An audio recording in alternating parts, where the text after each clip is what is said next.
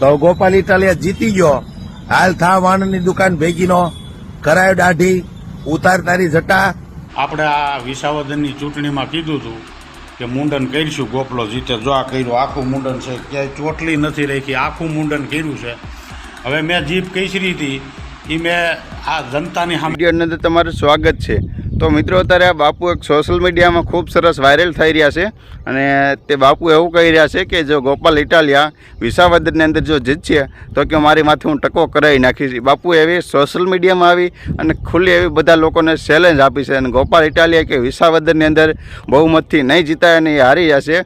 એટલે કે બાપુ એ ચેલેન્જ આપી અને પાછા સોશિયલ મીડિયામાં આવી ગયા બાપુ.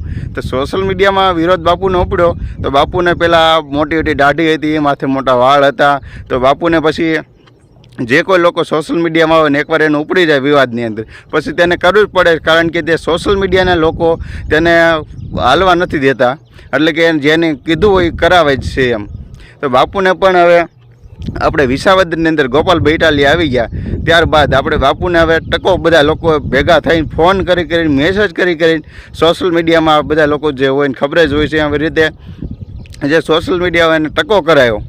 તે બાપુ હવે એને દાઢી કાઢવી નાખી, એને માથામાંથી વાળ કાઢવી નાખ્યા અને તેઓ એવું કહી રહ્યા છે કે મેં જે ચેલેન્જ આપી હતી મેં આજ પૂરી કરી છે ને માથામાં મેં કે સોટલી નથી રાખી, બધી આ મુંડન કરીને બાપુ બેઠા છે.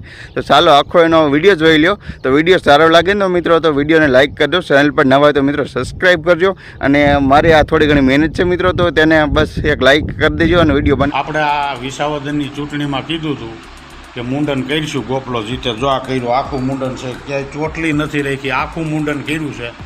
હવે મેં જીપ કઈસરી હતી એ મેં આ જનતાની